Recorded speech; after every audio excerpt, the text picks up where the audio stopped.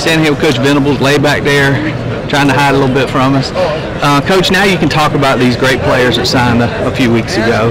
First off, what are your thoughts on the early signing period? Well, I think it's worked to our advantage. I think there's more positive than there is negative. It gives clarity for both players and coaches. There's the commitment and the loyalty is a two-way street. So for us, it helps save time, going into January and money, and really focus on what our needs are down the stretch.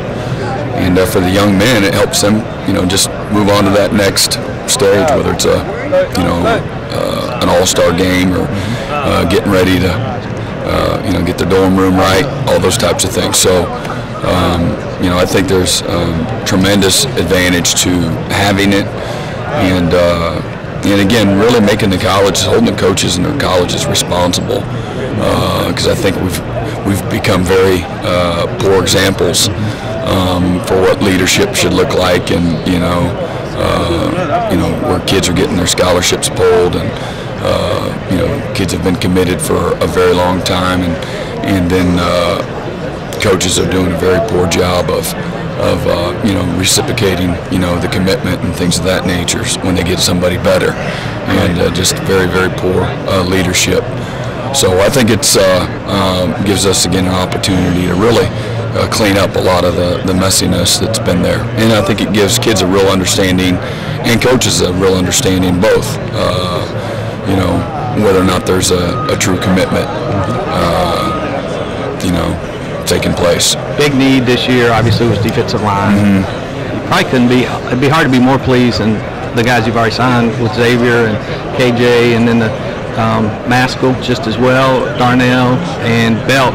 We went and saw all those guys this year as part of our tour champions. They're not just good football players, but they're good people. Yeah, that's what I'm most excited about, and I know all of us coaches are, just the quality of the people. And anytime you enhance your locker room with people, yeah, you want ability, but it's nothing without character and work ethic and humility, those types of things. I think we brought in a bunch of leaders to a locker room that's full of them, and but also at the same time there's a sense of humility.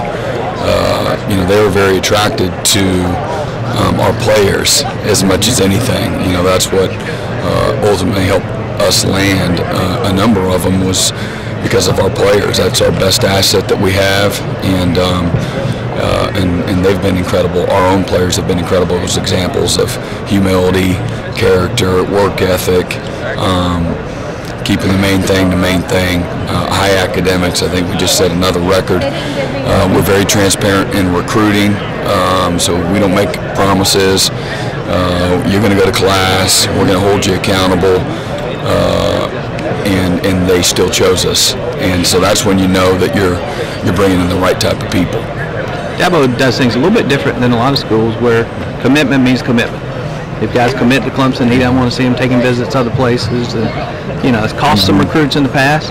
Also, I think, based on what I know, this year played a big role in keeping some of the guys.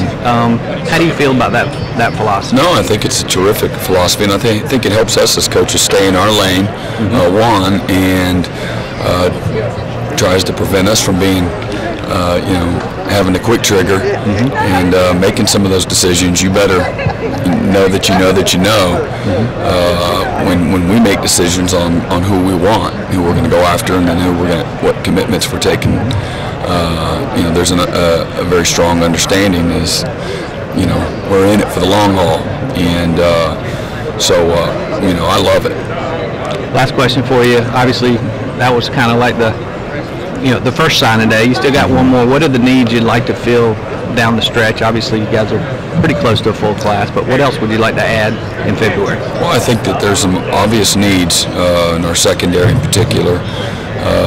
Offensively, receiver and offensive line, and then you're always going to be ready for what if, and we're still we're losing 4 backers a year from now, and you hate to take 4 guys in one class, and so if you can spread that out, just like in draft day, if you don't get your top targets, you don't want to settle for somebody that's not going to make you better, and you're going to try to over-recruit, even if it's at a position of need.